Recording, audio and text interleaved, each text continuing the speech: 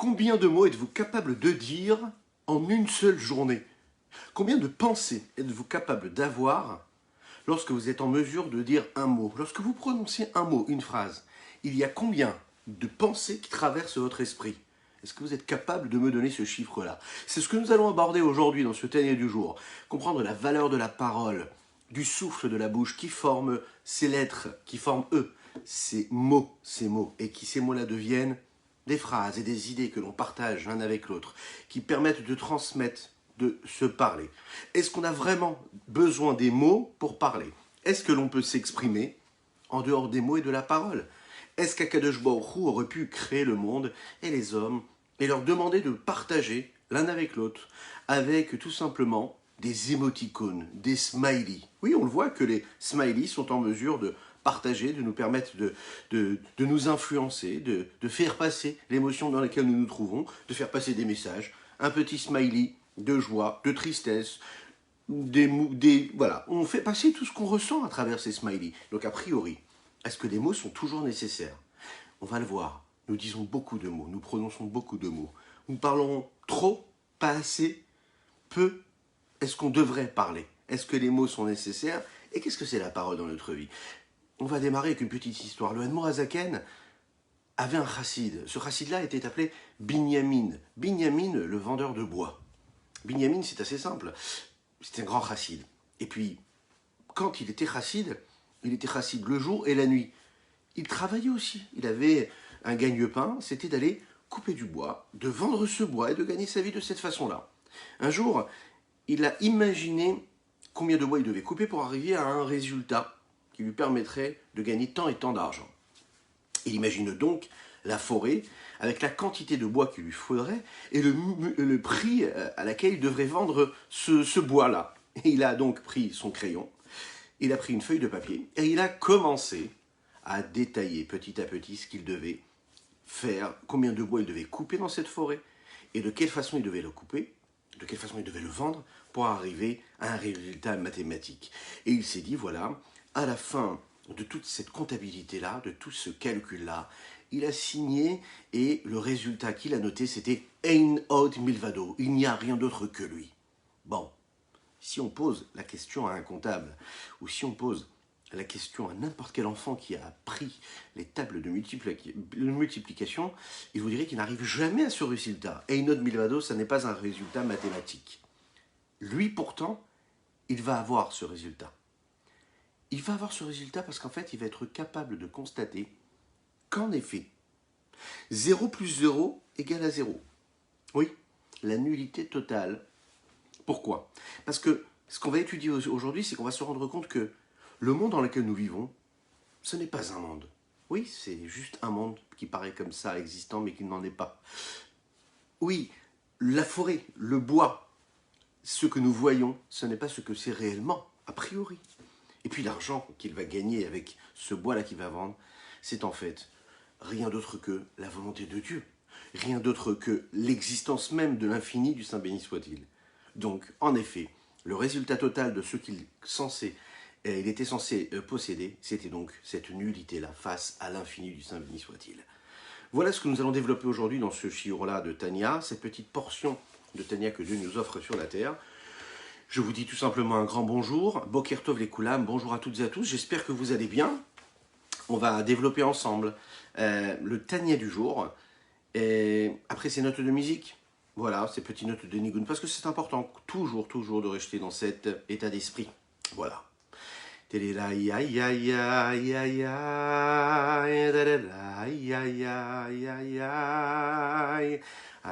aïe aïe aïe aïe aïe aïe aïe. Da da da aïe aïe aïe aïe aïe aïe aïe aïe aïe aïe aïe aïe. Da da da aïe aïe aïe aïe aïe aïe aïe aïe aïe aïe aïe aïe. Da da da aïe aïe aïe aïe da da da aïe aïe aïe aïe. Aïe aïe aïe aïe aïe aïe aïe aïe aïe aïe. Aïe aïe aïe aïe, da da da aïe aïe aïe aïe. Aïe aïe aïe aïe aïe aïe aïe aïe aïe aïe. Aïe aïe aïe aïe, da da da aïe aïe aïe aïe. Aïe aïe aïe aïe aïe aïe aïe aïe aïe da da da da aïe aïe aïe aïe da da da da aïe aïe aïe aïe aïe aïe aïe aïe aïe aïe aïe aïe aïe da da da aïe aïe aïe aïe aïe aïe aïe aïe aïe aïe aïe aïe da da da aïe aïe aïe aïe aïe aïe aïe aïe aïe aïe aïe aïe Aïe aïe aïe aïe aïe aïe aïe aïe aïe aïe aïe aïe aïe aïe aïe aïe aïe aïe aïe da da da di da da da da aïe aïe aïe aïe. Boker Tov les Koulam, bonjour à toutes et à tous. Très heureux d'être parmi vous en cette magnifique matinée que Dieu nous offre sur la terre. J'espère que vous allez bien. On va développer ensemble notre Tania du jour, cette petite portion d'études quotidienne que le Rabbi Shlomo Zalman de Liadi nous offre afin que nous puissions nous attacher, comprendre, déceler quelle est la mission que nous avons sur terre à accomplir, comprendre ce que Dieu attend de nous. Mot après mot, chaque mot que nous prononçons, nous utilisons ce souffle-là qu'Akadosh Baruch Hu nous a donné à insuffler en nous lors de la création. Nous étudions aujourd'hui, pour ceux qui le veulent, la deuxième partie du 20e chapitre du Tanya, la deuxième et dernière partie. Nous l'avons dit hier, le monde ne tient que par la parole d'Akadosh Baruch Hu, une parole constante et perpétuelle qui est là à chaque instant. Ce n'est pas une parole qui a été créatrice à un moment et qui est partie. C'est une parole qui est là à chaque instant de notre vie, qui continue de faire exister chaque élément du monde. Minéral, végétal, animal ou humain ou homme. Puisque le monde n'existe que par la force des 10 paroles que Dieu a prononcées, on peut comprendre donc que quand on se pose la question et on se demande, est-ce que ce monde-là a une existence indépendante? Indépendante, est-ce qu'il est considéré comme quelque chose indépendamment de Dieu? Eh bien la réponse est non. On peut le comprendre puisque c'est cette énergie qui lui permet d'exister. Cette question-là n'est pas influencée par la nécessité de compréhension, de grandeur ou de puissance de l'existence et de l'infini des créatures qu'il y a. Puisqu'on sait que chaque créature, indépendamment du fait qu'elle fait partie de ce chiffre innombrable et inquantifiable et inqualifiable, puisqu'on n'est pas du tout en mesure de définir véritablement le chiffre réel de chaque créature, que ce soit du minéral, du végétal, de l'animal ou de l'homme, c'est infini. Rien que déjà si on se met à chercher, à comprendre et à comptabiliser, à calculer, on n'y arriverait jamais. On peut voir aussi en fait une forme d'indépendance dans chaque élément de la créature. Une forme d'indépendance, en effet. Chaque élément est indépendant. Tout ce qu'il y a sur cette terre-là, dans ce monde-là, n'est rien d'autre que la vitalité divine, n'est rien d'autre qu'une vitalité qui est constante, qui génère cette existence-là, mais qui en même temps lui donne une forme d'indépendance. Afin de comprendre, est-ce que les 10 paroles ont une valeur véritable et de quelle façon ces 10 paroles-là sont concrètes et réelles à travers notre vie de tous les jours, à travers ce que nous voyons, ce que nous saisissons dans la matière, il faut essayer de comprendre comment cette parole-là peut avoir cette forme-là d'infini, d'intemporalité et de constance. Voilà. Une parole qui serait là, toujours, constamment, perpétuellement. Combien de mots un homme est capable de dire pendant toute sa vie? Je vous demande la question à chacune et chacun d'entre vous. Je vous rappelle qu'aujourd'hui nous étudions, pour une personne qui nous est très chère, le Shaliach du Rabbi de Neuilly-sur-Seine, le Rav David Zawi, qui nous a quittés juste hier. Qu'Akadosh Baruch Hu fasse que tous ces mots de Torah puissent accompagner cette Neshama-là. Et voilà, c'est avec beaucoup d'émotion qu'on a appris cette nouvelle-là. Et puis voilà. Il n'y a pas grand-chose à dire, si ce n'est de continuer à étudier, continuer à partager, continuer à faire des mitzvot, parce que la vérité, on ne comprend pas grand-chose. C'est une petite parenthèse.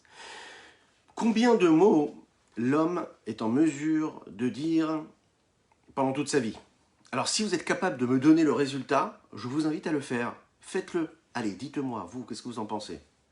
Combien de mots un homme est capable de dire pendant toute sa vie? Alors, on va essayer, si vous avez le temps, de prendre un petit crayon, bien de noter dans les commentaires, que ce soit maintenant, donc en live, ou en replay, faites-le, moi ça m'intéresse. Mais sinon, si vous le voulez bien, je vais passer toute la nuit à faire le calcul. Non, je plaisante. Oui, calculer combien de mots nous sommes en mesure de dire en moyenne pendant toute une vie. Alors, Quand on est capable de dire combien de mots nous disons pendant toute notre vie, on est capable de donner aussi de la valeur à chaque mot que nous prononçons. Le rythme de la parole moyen d'un homme en général, on s'est prouvé par les grands chercheurs, c'est qu'un homme ne peut pas dire plus que 100 mots en une minute. On peut comprendre donc que si on part de ce postulat, on pourra arriver plus ou moins dans une vie qui serait, allez, une vie de 80 ans, où un homme parlerait pendant ces 80 années. Vous imaginez bien que le rythme moyen d'un homme, ce serait, s'il est de 100 mots par minute, 100 mots par minute multiplié par 60 minutes qu'il y a dans une heure, vous avez déjà donc un résultat de 6000 mots. Okay, si on multiplie ces 6000 mots par les 18 heures qui sont vécues dans la journée d'un homme moyen, okay, les 18 heures dans lesquelles il est là, il parle. Il peut être bavard hein, s'il parle pendant 18 heures, mais admettons qu'il soit bavard. Nous en arrivons donc à un résultat de 108 000 mots. Vous imaginez un petit peu 108 000 mots prononcés dans une journée. Si on multiplie ça par les 365 jours de l'année, nous en arrivons à un résultat de 39 420 000 mots. Vous imaginez un petit peu ce que ça fait excusez-moi, j'ai dit une bêtise. 39 420 000 mots en un an, multiplié par 80 années. Vous savez ce que ça donne? C'est énorme, hein. Attention, vous êtes prêts? Et je compte sur vous, hein. Si j'ai fait une erreur, vous me le dites dans les commentaires, que ce soit maintenant en live ou en replay. Hein. Je compte sur vous. Nous en arrivons donc à un résultat de 3 153 600 000 mots prononcés pendant toute notre existence. Vous imaginez un petit peu le nombre de mots? Waouh! On raconte qu'il y avait deux chassidim qui se sont rencontrés pour partager ce qu'on appelle une nidvaadut. Une nidvaadut à Farmingen, on fait un petit peu les chaim, hein, on se sert un peu de vodka ou du whisky, on dit un petit peu les chaim pour se souhaiter des bonnes choses, et puis on échange des conseils de vie, on échange des pensées, on échange de l'étude de la Torah, des notions de chassidut, pour essayer de s'encourager, de se réconforter. C'est ce qu'on appelle un Farmingen, une nidvaadut. Voilà que ces deux-là sont assis, ils se servent chacun dans un petit verre de quoi faire les chaim. Ils se servent de quoi faire les chaim, mais ils se servent aussi et ils essayent de partager ensemble. Mais là, au lieu de parler, d'échanger, juste ils se regardent. Quand ils ne se regardent pas, ils décident de chanter des nigunim. Mais des nigunim, vous savez, des nigunim sans parole. Donc ils ne prononcent pas de mots, juste ils chantent des nigunim. Et ils disent les chaim sans même boire la petite alcool qui est dans ces verres-là. Les heures vont passer, ils vont se regarder, échanger comme ça, juste avec le regard et les nigunim, et ensuite reverser à la fin de ce moment-là l'alcool qu'il y a dans leur verre, et puis partir chacun chez eux, de son côté. Qu'est-ce qu'elle dit cette anecdote? Elle dit qu'en réalité, c'est un principe qu'on a l'habitude de dire en chassidut que là où on est persuadé que pour s'exprimer on est obligé, il faut absolument utiliser la parole, les mots de la parole, parfois on peut utiliser les yeux, vous savez, pour parler, et utiliser la bouche bien pour se taire. Oui. Alors, ce n'est pas du tout ce que nous allons faire là maintenant. On va utiliser nos yeux pour parler ensemble, pour partager ce moment de chassidut, et on va parler. Mais parfois, la bouche est suffisante. La bouche suffit juste pourquoi? Pour se taire. Parce que les yeux sont capables de partager. Comme nous le disions tout à l'heure, dans l'introduction, oui, les smileys, c'est quelque chose qui est commun maintenant, on est capable de passer beaucoup de choses à travers ces smileys, sans prononcer les mots. Donc, tous ces mots que nous prononçons dans notre vie peuvent nous donner l'importance quand même que peuvent avoir chaque mot que nous prononçons, chaque syllabe, chaque lettre que nous prononçons. Quelle est la valeur mathématique de chaque mot face à ce résultat de ces 3 153 600 000 mots que nous prononçons pendant notre vie? Ça paraît insignifiant, la valeur d'un seul mot. Apparemment, il n'y a pas du tout de valeur. Si vous regardez bien un petit peu le pourcentage que cela prend, que cela apporte, c'est assez bas. La valeur d'un mot par rapport à la possibilité, la capacité de parole que nous avons, vous imaginez qu'on est quasiment à plus de, tu peux allumer juste la lumière s'il te plaît, quasiment à 3 milliards de mots pendant une vie. Donc, on se rapproche vraiment de la nullité totale. Nous sommes quasiment à 0,0000003% quand on prononce ce mot-là par rapport à cet infini chiffre. C'est un petit peu comme une goutte d'eau dans la mer C'est un peu comme un petit grain de sable, vous savez, sur les belles plages de Normandie. Tout petit grain de sable. Si on précise un petit peu plus, on verra que ce chiffre-là de 3 milliards, c'est aussi une forme aussi de limite, puisque être capable de dire 3 milliards de mots, c'est en réalité une forme de limite qu'on est capable de donner. Parce que si on regarde la possibilité, la capacité que l'âme elle a, la capacité elle est infinie. Quand on dit 3 milliards, c'est parce qu'on chiffre plus ou moins par rapport à ce qu'on est capable, qu'on imagine pouvoir. Mais en fait, la capacité réelle que nous avons, elle est infinie. Donc, on l'imagine bien, la valeur d'un mot isolé, d'accord, par rapport à la possibilité, la capacité qu'on a de parler et de prononcer les mots, est donc de 0%. C'est la raison pour laquelle on arrive à ce résultat de 0. Total, la nullité, l'infini total. Puisque quand il y a nullité, il y a infini. Imaginez maintenant ce potentiel-là de parole, cette force, cette capacité que nous avons de la parole, face à la capacité que nous avons de penser. Imaginez un petit peu ce que cela peut donner. Si un homme dit 100 mots en une minute, imaginez combien de mots il est capable d'avoir dans sa pensée. Combien de mots peuvent traverser la pensée d'un homme quand pendant une minute il est capable de prononcer 100 mots. Je vous laisse vous-même imaginer un petit peu ce que cela veut dire. Il n'y a pas de statistiques. On sait qu'un homme, quand il dit un mot, il peut penser à une quantité infinie de mots au même moment où il est en train de prononcer ce même mot-là. Il peut penser, avoir énormément de pensées et dire un seul mot ou deux mots, dire une seule phrase et penser à énormément de choses.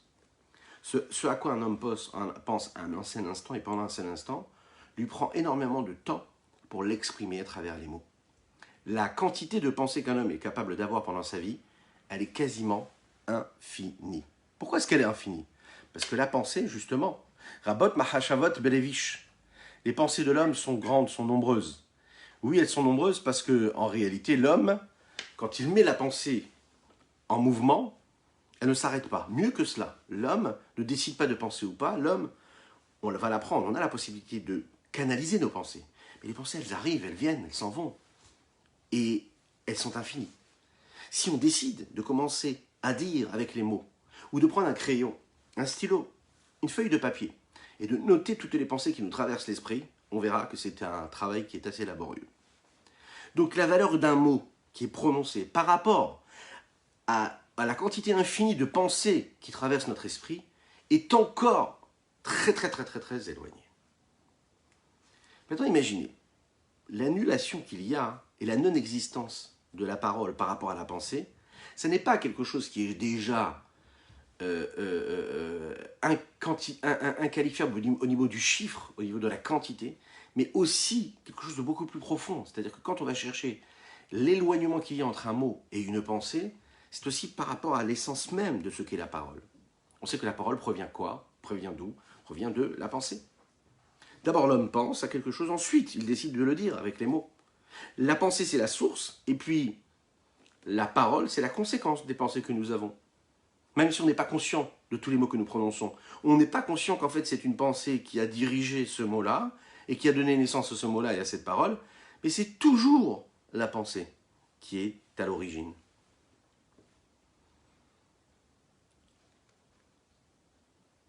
Lorsque vous avez une personne qui travaille dans une société, qui est le porte-parole d'une société, le porte-parole du gouvernement, est-ce que lui, en réalité, il se rend compte de ce qu'il est en train de dire? Est-ce qu'il y croit ou qu'il n'y croit pas? Ça ne changera rien du tout. Il est là juste pour passer, pour transmettre ce qu'est la pensée à la base.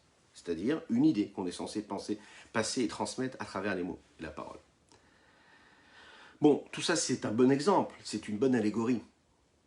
Mais ce qu'on est en train ici d'essayer de comprendre, c'est quelles sont les paroles que Dieu a prononcées pour créer le monde. Et comment cette parole-là est toujours là, présente dans chacune et chacun d'entre nous. Comment ces paroles-là, elles sont les forces de la création de chaque élément qu'il y a sur cette terre-là. Chaque élément physique, matériel ou spirituel, c'est cette parole de Dieu qui lui permet d'exister.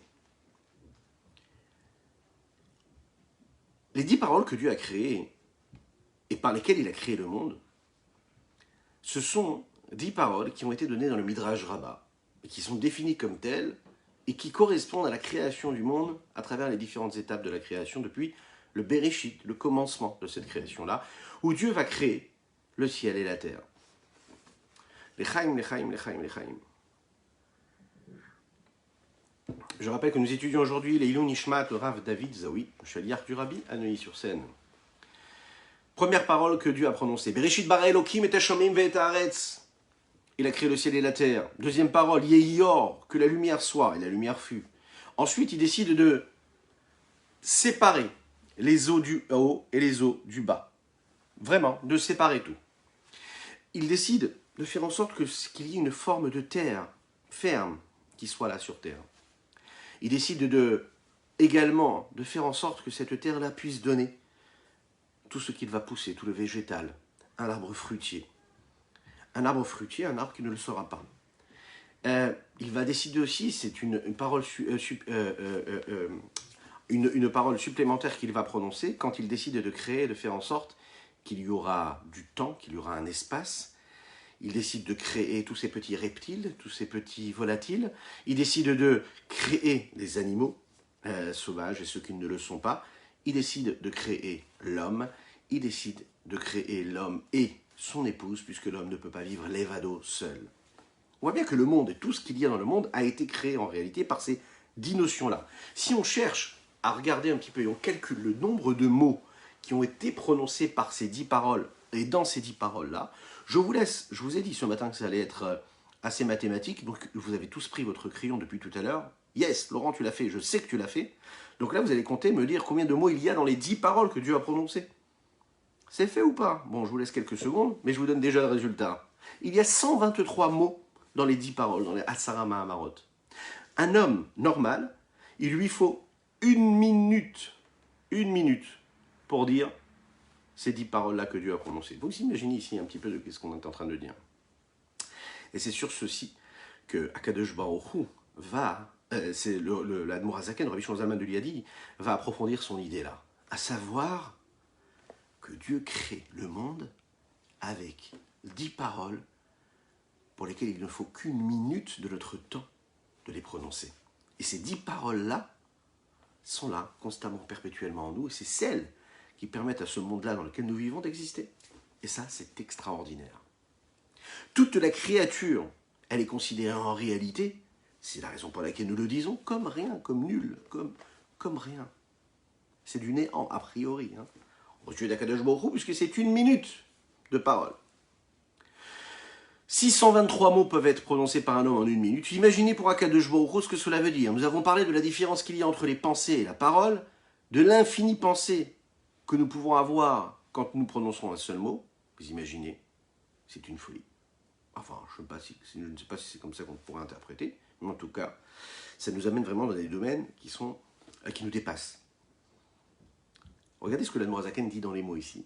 Ou les machal, qui m'ont bénéficié à Adam, qui est dibourichat, qui dibourze levado, que l'on mamash. Lorsqu'un homme parle, que cette parole-là qu'il prononce est considérée comme rien, filou les gabé klaout nefesh abedaberet, nafshu abedaberet, par rapport à son potentiel de parole, le seul mot qu'il vient de prononcer paraît totalement insignifiant par rapport à son potentiel de parole.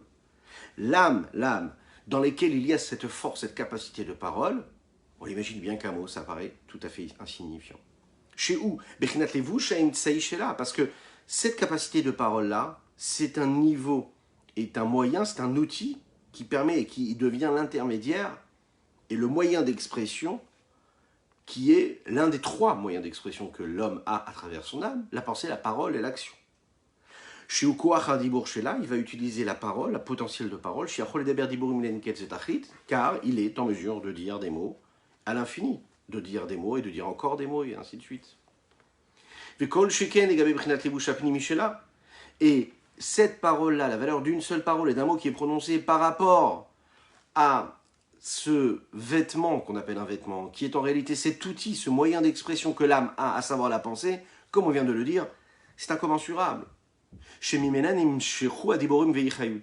D'où viennent les paroles, puisqu'ils viennent de la parole, et cette pensée-là, c'est la vitalité des paroles qu'on est en train de prononcer.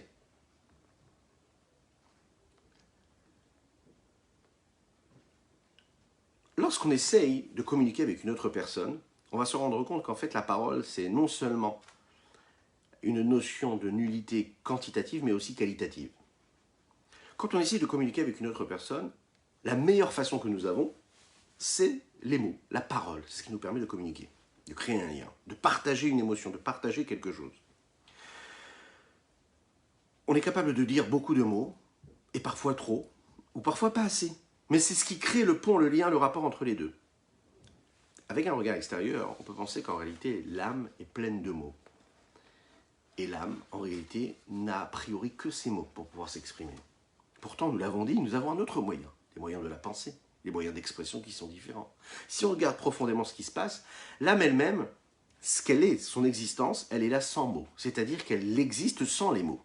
Même si cette âme, pour s'exprimer, pour partager, pour créer un lien avec une autre personne, a besoin d'utiliser les mots, elle peut exister sans les mots. Elle est indépendante. Cette idée-là, c'est difficile de l'expliquer sans les mots, et on a besoin des mots, c'est la raison pour laquelle je parle peut-être beaucoup, bon. Mais, en tout cas, c'est tous ces mots-là qui sont prononcés pour essayer de partager cette idée-là. On va quand même essayer de le dire, mais avec quelques mots, si vous le permettez. On voit très bien que dans la vie, il y a des moments très précis que l'homme vit et que nous vivons, et qui en fait ne peuvent pas être vécus et transmis et éprouvés et ressentis si ça n'est avec des mots. Voilà. Rien que déjà de le dire, j'en perdais mes mots. Oui, c'est-à-dire qu'on vit une émotion, et cette émotion-là, on ne peut pas la vivre avec des mots. On n'a pas la possibilité de l'exprimer. Par exemple, un homme qui pleure, qui est ému par une situation. Quand on pleure, eh bien, c'est une émotion qui vient, qui est ressentie, qui traduit ce qui se passe dans notre âme, dans nos pensées ou même dans notre capacité de parole. Lorsque le pleur, lorsque le sanglot arrive, il y a énormément de mots qu'on aimerait dire et on ne peut pas les dire. Pourquoi? Parce que ce qu'on aimerait partager est trop fort. Et il est tellement fort que tout le corps le ressent, tout l'âme le ressent, le cœur le ressent, l'esprit le ressent, mais il n'y a pas assez de mots, ou il y a trop de mots pour le dire, et on n'arrive pas à canaliser le message qu'on a envie de transmettre. Lorsque, par exemple, on chante un nigoun, c'est la raison pour laquelle il y a énormément, nous l'avons déjà partagé ensemble, les nigounim, ces chants-là chassidiques, dans lesquels il n'y a pas de mots. Et c'est voulu, parce que les mots limitent quelque part ce qu'on est capable de passer. Lorsqu'on chante un nigoun sans mots, on fait passer quelque chose de beaucoup plus profond, quelque chose qui dépasse les mots, qui dépasse les limites des mots. C'est l'âme qui s'exprime, c'est la plume de l'âme. Quand on se tait, par exemple, on peut aussi exprimer énormément de choses. Le silence, c'est une forme d'expression phénoménale. Dans la musique, vous savez, dans les grandes œuvres classiques ou autres, ce sont les silences, souvent, qui donnent l'intention, qui donnent le tempo. Ce sont les silences, donc la non-expression, qui forment le partage et qui créent le tempo et ce qu'on est censé recevoir et ressentir. Le silence, c'est pas du tout l'expression de mots. Ça n'est pas du tout de la matérialisation à travers les mots. Mais pas seulement le silence, le cri. Un cri qui viendrait du plus profond de notre cœur. Le regard qu'on est capable d'avoir avec une autre personne. L'échange de regards. Un clin d'œil. Oui, on peut faire passer énormément de choses avec ce clin d'œil. Tout à l'heure, on donnait l'exemple des émoticônes que nous avons aujourd'hui dans les réseaux sociaux. On peut passer beaucoup de choses avec. D'ailleurs, ça nous aide, quand on n'a pas de mots et qu'on ne veut pas vraiment se fatiguer à former une phrase. Mais il suffit d'envoyer un petit émoticône, un petit smiley, et puis le smiley, il fait passer une émotion. Il fait passer quelque chose. Il fait passer quelque chose, une information sur l'état dans lequel nous sommes, ou bien ce que nous voulons et souhaitons susciter chez la personne qui est en face. Sans mots, on peut partager, sans mots, nous pouvons communiquer, sans parole. On peut aussi s'exprimer. Regardez un enfant qui ne sait même pas prononcer les mots de la parole, eh bien, il est capable d'avoir des sensations, des émotions, il est capable même de nous mettre dans une situation où on va se mettre à faire toutes sortes de bruits, parce qu'on va le trouver magnifique, mignon, et puis lui, il va sourire, il va s'exprimer, il va pleurer, il va tout faire passer à travers ses émotions, tous les autres membres de son corps, sans prononcer un seul mot.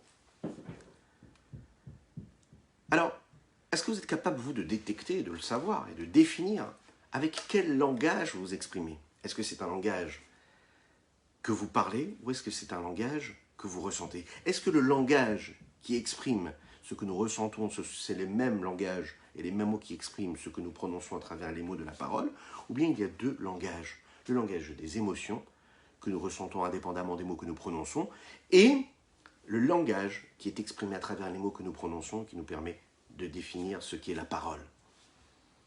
Il faut savoir que les mots de toutes les langues qu'il y a dans le monde sont quantifiables et sont donc limités. Il y a une limite. Lorsque l'on parle, on doit parler dans une langue. On ne peut pas parler dans une langue et dans une autre langue en même temps. Oui, une personne normale utilise les mêmes mots. Parfois, il y a un mot ici et là qui va venir et qui va être emprunté d'une autre langue, mais on est obligé de parler, d'avoir une construction de mots qui permettent une construction d'idées pour partager et transmettre quelque chose. Donc il y a une forme déjà de limite. Une langue ne ressemble pas à une autre langue. Ce qui n'est pas le cas, par exemple, des sensations, des émotions que nous ressentons. Les émotions n'ont pas de langue. Par exemple, une bonne sensation, d'accord, un bon ressenti ou une mauvaise sensation, une bonne émotion, une mauvaise émotion. Avoir une émotion de joie ou de tristesse, reste de shalom. Avoir une bonne émotion, une mauvaise émotion. Avoir une attirance ou avoir une sensation de repoussement. Avoir de l'amour ou avoir de la haine. Ressentir tout simplement toutes les sensations, toutes les émotions que nous avons à travers et que nous avons en nous pendant toute notre existence, ce sont des émotions que l'on peut exprimer sans mots et sans langue. Pas besoin d'avoir un langage pour l'exprimer, si ce n'est ceux des émotions. Pour quelle raison? Pour quelle raison tout ce que nous ressentons n'a pas besoin de mots pour être exprimé? Si vous avez la réponse, faites-le, dites-le, partagez-le avec nous dans les commentaires. Et vous pouvez aussi partager cette publication pour faire participer d'autres personnes. C'est votre mérite. Ce rendez-vous, c'est votre mérite. C'est grâce à vous que nous sommes là. Donc continuez à le faire, partagez, likez et commentez. Que Dieu vous bénisse, les Chaim. Si vous êtes capable de me dire ce que vous en pensez, dites-le moi. Mais sinon, on va le voir tout de suite ensemble à travers les mots du Rabbi Shlomo Zalman de Liadi dans notre Tania du jour. Les Chaim, les Chaim.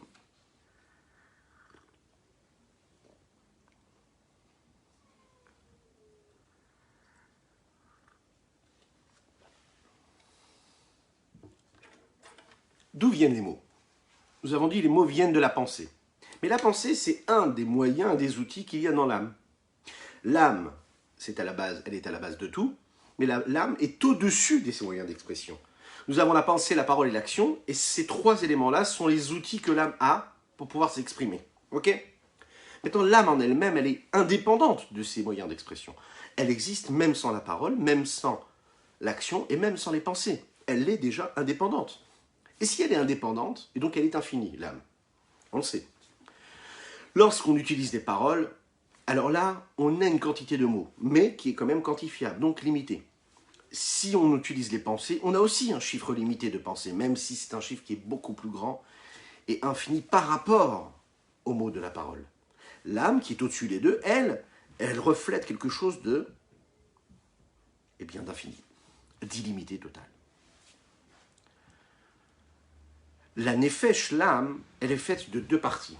La partie profonde et la partie extérieure. La partie profonde, c'est ce qui constitue l'intellect et les émotions, c'est-à-dire la partie intellectuelle et la partie émotionnelle. Et la deuxième partie qu'il y a dans cette âme-là, c'est la partie superficielle, qu'on pourrait appeler superficielle, qui est extérieure, qui sont les moyens d'expression de cette âme-là. Et donc, comme on l'a dit, la pensée, la parole ou l'action.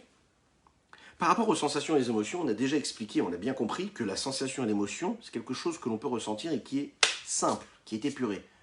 On ressent, on n'a pas besoin de mots pour décrire ce qu'on ressent. On peut aussi en avoir des mots. Mais la sensation, c'est quelque chose qui est indépendante des mots. L'intellect aussi, nous l'avons vu, est aussi un assemblage et constitué à la base d'innombrables mots qui sont eux là pour et qui ont la possibilité de définir une pensée qui est infinie. Et ces sensations que nous avons déjà développées ensemble, lorsqu'on est par exemple dans une réflexion intellectuelle et qu'on n'arrive pas à comprendre quelque chose intellectuellement, et qu'on réfléchit, et quand d'un coup nous avons le flash de compréhension, vous savez, ce flash de chorma là, le point culminant de la sagesse, et qui arrive comme ça d'un coup, et qu'on dit « Ah, ça y est, j'ai compris », et qu'on n'est pas capable de dire tout de suite ce que nous avons compris, mais on a la sensation d'avoir quand même compris quelque chose, on n'arrive pas véritablement à le décrire tout de suite.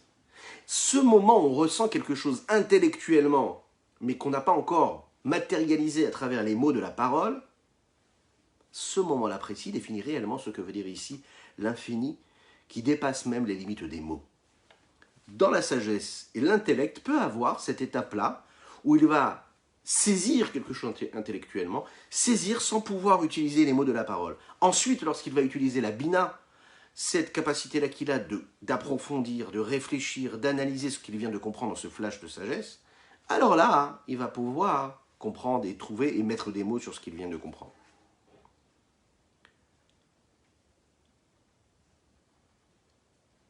Parfois, on est capable d'expliquer ce que nous avons compris. Parfois, nous n'avons même plus les mots pour l'expliquer. Parfois, ça s'en va. C'est bien la preuve ici qu'on peut avoir une sensation qui dépasse l'expression des mots.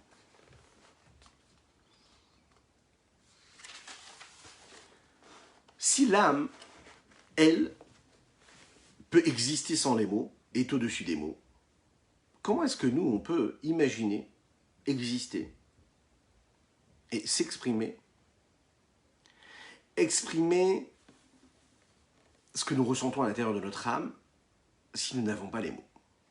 Alors on l'a dit, à travers l'expression du visage, à travers des émotions, mais lorsqu'il y a une notion intellectuelle qui a été comprise, il faut absolument que nous ayons des mots pour le dire.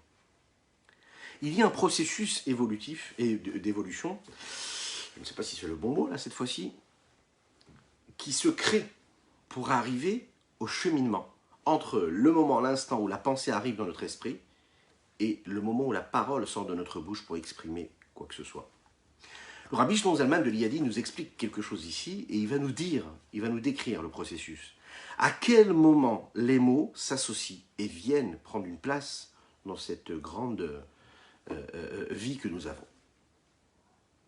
Prenez un exemple, un homme qui arrive dans une boutique et qui demande au vendeur, qui lui dit, voilà, j'aimerais s'il vous plaît cette magnifique, je ne sais pas, on va dire, allez, ce magnifique lustre qui est là.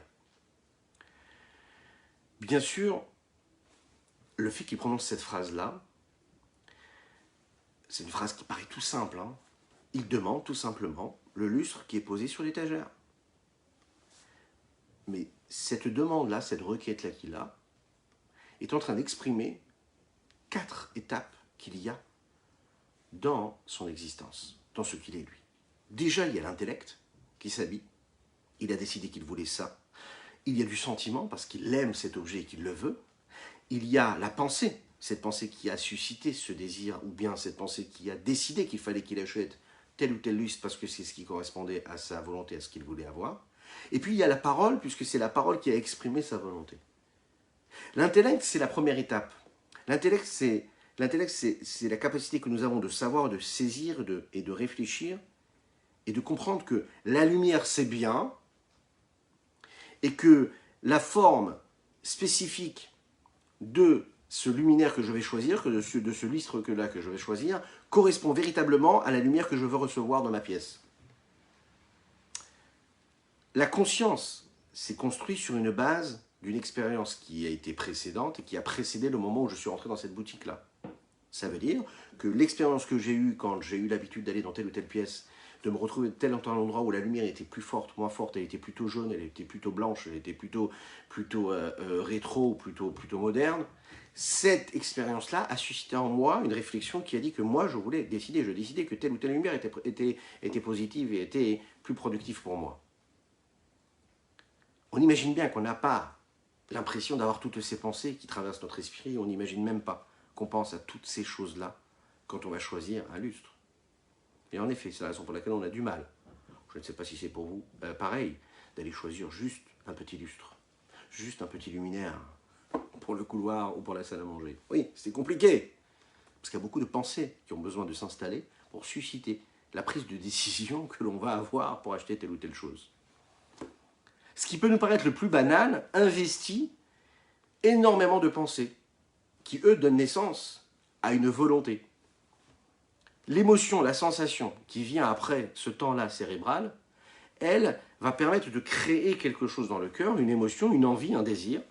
Comment? Tout simplement lorsque nous arrivons par exemple dans ce super magasin de luminaires et qu'on va à travers les rayons et que la publicité a réussi à nous vendre, à travers tel ou tel visuel, la lumière, ou bien le lustre, ou bien le luminaire qu'on est en train de choisir, alors on va se laisser aller par cette expérience-là positive qui va nous attirer, qui va nous donner envie d'acheter tel ou tel lustre ou de faire tel ou tel choix.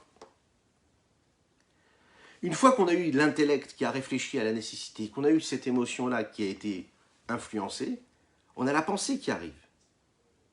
On a la pensée de se dire, bon alors comment je fais pour l'acheter? Est-ce que le prix me convient? Est-ce qu'il est convenable de mettre tant et tant d'argent pour ce lustre-là? Est-ce que ça les vaut? Est-ce que ça les vaut pas? Est-ce que j'en ai vraiment envie? comment est-ce que je peux faire? Comment est-ce qu'on me la vend? Est-ce qu'on me la livre? Est-ce qu'il y aura assez de place dans la maison pour le recevoir? De quelle façon je vais l'installer? Est-ce que je peux le faire moi? Est-ce que j'ai besoin d'aller chercher un électricien pour le faire? Toutes ces pensées qui arrivent. Et puis, la dernière étape, c'est la parole. La parole, c'est tout simplement s'exprimer. Aller vers le vendeur et lui dire « J'aimerais, je souhaite acheter ce lustre. Pouvez-vous, s'il vous plaît, me le donner ?» La parole. Et puis, on parle aussi de l'action à la fin, quand on arrive pour payer et prendre ce lustre-là et l'amener à la maison. Vous imaginez un petit peu tout ce qui s'est passé pour une phrase. Maintenant, faites cette expérience-là et réfléchissez quelques secondes. Hein. Fermez les yeux, réfléchissez à ça. Combien de choses nous faisons dans notre journée? Combien d'expériences nous vivons qui correspondent juste à cette phrase-là? Rentrer dans une boutique et dire à un vendeur « J'aimerais, s'il vous plaît, ce luminaire ». Notre journée, elle est faite de toutes ces phrases-là que nous prononçons, que ce soit pour aller acheter un luminaire, ou que ce soit tout simplement pour aller au travail, pour emmener les enfants à l'école, pour s'occuper de notre maison. Pour chaque chose que nous faisons dans notre vie, on passe notre temps à dire des mots ou des phrases pour exprimer des choses que nous ressentons, des événements de notre vie qui sont décrites à travers toutes ces étapes-là, d'infinies étapes, et chacune qui est là pour construire et passer quelque chose. À quel moment, c'est la question que j'aimerais vous poser ici, les mots arrivent dans cette histoire, dans ce processus? Les mots arrivent à quel moment?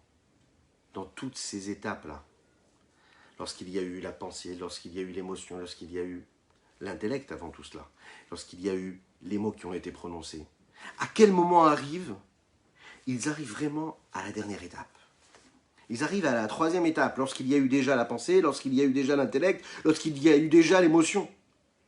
Ça veut dire en réalité qu'ici que les mots sont là pour servir quelque chose qui existe indépendamment de ce qu'ils sont eux. Les mots sont juste des moyens de transmission a priori, qui sont nécessaires, primordiaux, mais qui sont en réalité secondaires à ce qui les précède. L'Echaim, l'Echaim.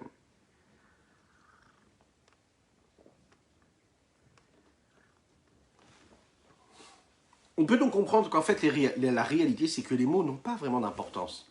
Les mots ne sont rien par rapport à ce qui est suscité par l'intellect, l'émotion et la pensée. Ils sont considérés comme nuls, rien.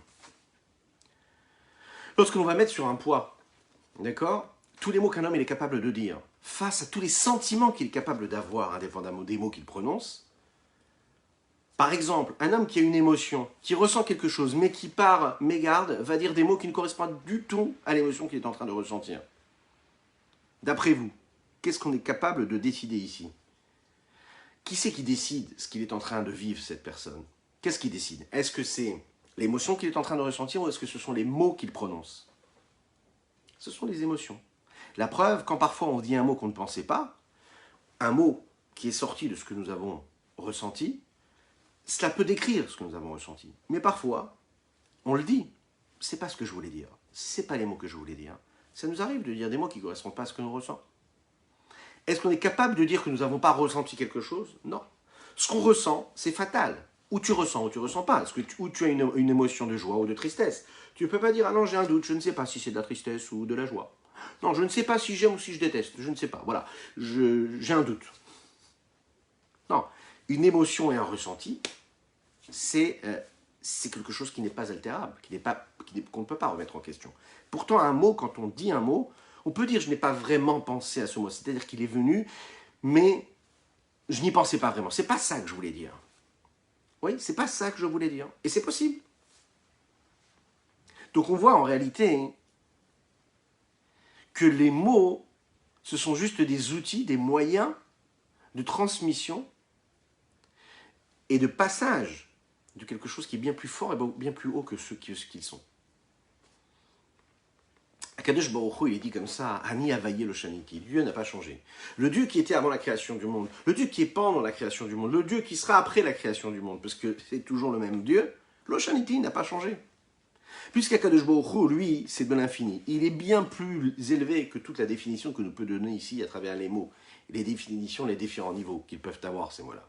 On peut comprendre, et donc que les 10 paroles qu'il a prononcées lorsqu'il a créé le monde n'ont pas du tout de valeur a priori et ne prennent pas de place par rapport à cette personne-là qui les a prononcées. Quand je dis cette personne, je me comprends, c'est-à-dire quand on parle de Dieu. Et puisque tout le monde vit et tient par ces 10 paroles, on imagine bien que le monde, n'a aucune, en réalité, importance pour Dieu. C'est-à-dire que c'est insignifiant pour lui. Donc, puisque c'est insignifiant pour lui, il n'y a donc pas de place pour lui. C'est-à-dire que ça n'a pas de place par rapport à lui, ça n'existe pas. Il n'y a rien d'autre que Dieu, avant, pendant, après. Que ce soit avant la création, que ce soit après la création. Il était seul. Et à la même mesure où il était seul, il reste seul, même après la création du monde. Ah, entre-temps, il a prononcé 10 paroles, il a créé le monde en même temps, en attendant. Hein. Ça n'a pas du tout d'importance particulière, c'est considéré comme rien pour Dieu. Le Rabbi Shlomo Zalman nous explique ici que l'essence même de l'âme nous prouve bien que les mots n'ont pas d'importance, que les mots ne sont rien en réalité. Lorsqu'un homme ressent quelque chose pour quelque chose, lorsqu'il a une émotion pour un élément, pour une situation, d'abord il a une conscience intellectuelle, ensuite il a le désir et la sensation, et tout ça, il l'a sans la parole et sans les mots. C'est ensuite que les mots viennent. Ve'en sarich lomar, nous dit le Rabbi Shlomo Zalman. Ce sont quoi? Les 10 forces de l'âme, les 10 forces et les 10 niveaux de l'expression de l'âme. Anis Karim Leel, qui ont été rappelés plus haut dans le 3e chapitre du Likutei Amarim de Tanya.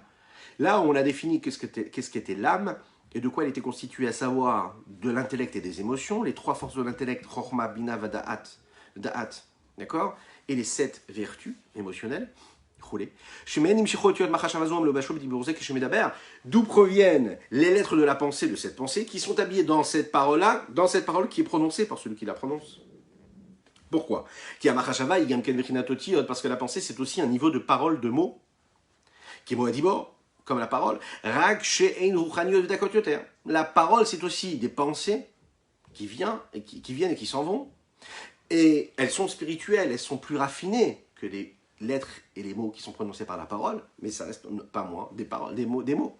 On pense avec la parole, on ne pense pas sans parole. On est incapable de penser à quelque chose sans donner véritablement une expression à ce à quoi nous pensons avec des mots. Les 10 niveaux qu'il y a, les 10 forces, et les 7 émotions, elles sont quoi? Elles sont la racine et la source de la pensée. Il n'y a pas encore les lettres dans cette pensée-là, dans cette source de pensée, avant qu'elle s'habite dans la capacité de penser. Ça veut dire que pour pouvoir parler, on est obligé d'y penser, mais avant que dans la pensée, il y ait la forme de lettres et la forme des mots qu'on va prononcer, qu'on imagine déjà la phrase que nous allons prononcer, il y a quand même la nécessité d'aller puiser cette force-là de pensée dans la source de la pensée. Et dans la source de la pensée, il n'y a pas la forme des lettres. Il y a la capacité de réflexion, la capacité de penser à quelque chose, mais il n'y a pas la forme et les limites des lettres. Les machal, par exemple. Quand il y a une forme d'amour, de désir dans le cœur de l'homme qui vient, qui tombe comme ça, qui se réveille. Avant que cela monte du cœur vers le cerveau, afin qu'il puisse la considérer, y penser. Il n'y a pas dans ce désir-là qui vient du cœur la forme de l'être qu'il y a ici. Le niveau des lettres n'existe pas. Il y a juste un désir, il y a un souhait. Il y a juste un désir. Et une envie qu'il y a dans le cœur. Il y a une attirance vers cet élément-là, mais il n'y a pas du tout d'expression qui définisse l'attirance qu'il a pour cet élément-là. Vekol sheken, et à plus forte raison, kodem shenafla atava, à plus forte raison, avant que ce désir-là tombe et vienne chez l'homme, il y a aussi un autre niveau qui se vit à ce moment-là. Avant que ce désir naisse et se crée à l'intérieur de son cœur, et l'attirance qu'il a dans son cœur pour cet élément-là, elle était là juste en potentiel, dans sa sagesse, dans son intellect, dans son pouvoir de conscience et de savoir.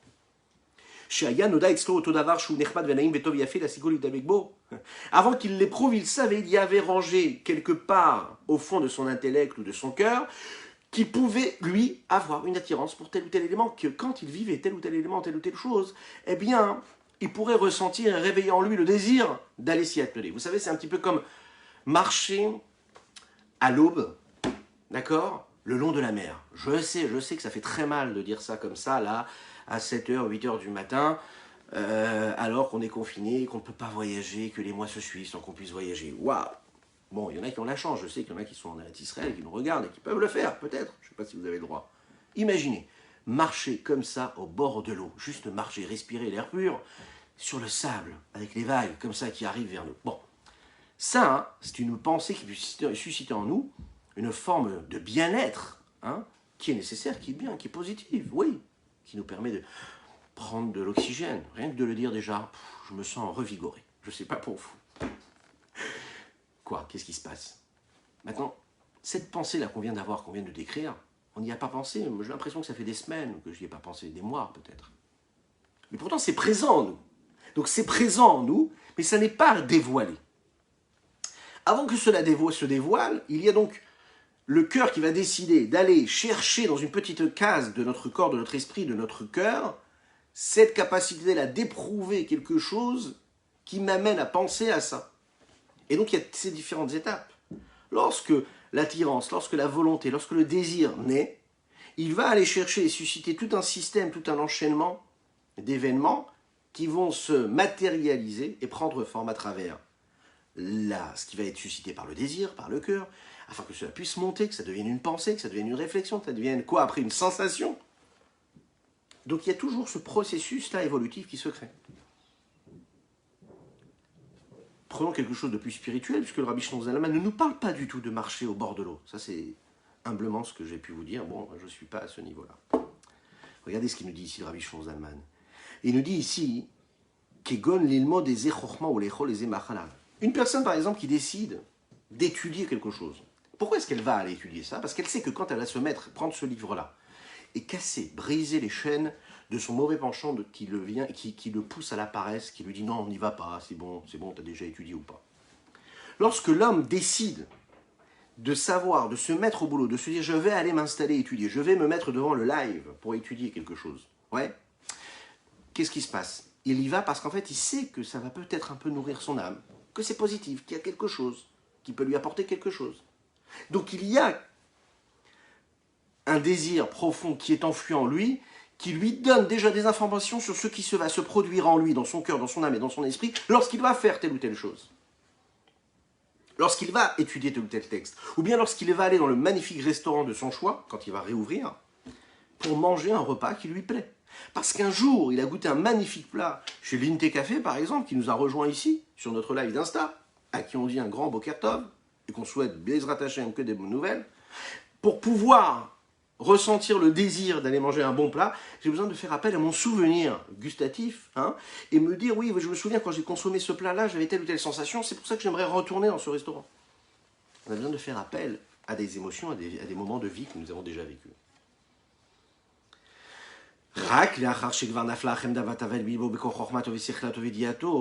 Cela ne peut arriver que quand elle est déjà tombée dans son cœur, qu'il a déjà éprouvé ce désir.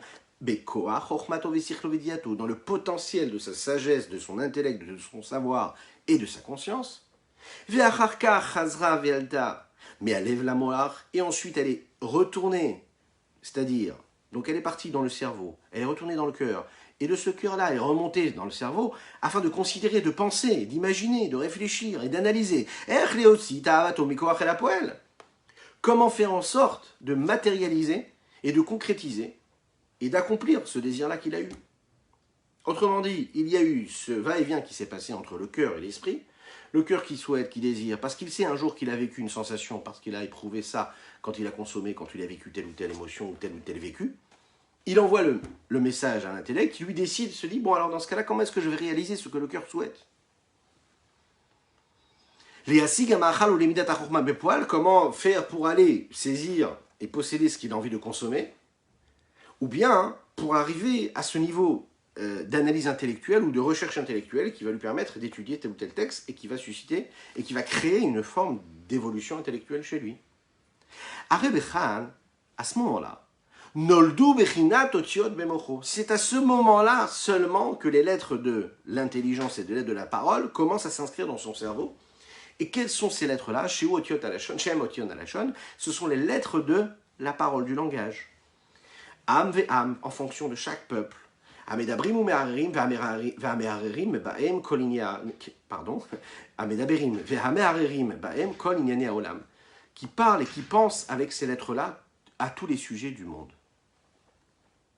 Les mots que nous prononçons dépendent de ce que nous avons éprouvé ou ce que nous avons suscité dans notre cerveau.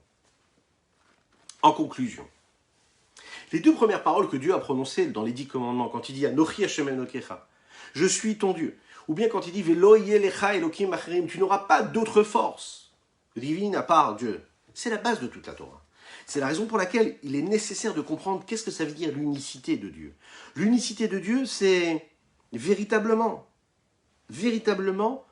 ce qu'il y a à travers les mots que Dieu a prononcés, mais qui ne sont rien en réalité, ces paroles-là, mais qui nous permet de définir ce que Dieu véritablement. On dit que Dieu, lui, a dit ces mots-là quand il a créé le monde. Mais quand il a prononcé ces mots, ça n'a rien changé chez Dieu. Il est resté unique, l'unicité totale, même après la création du monde.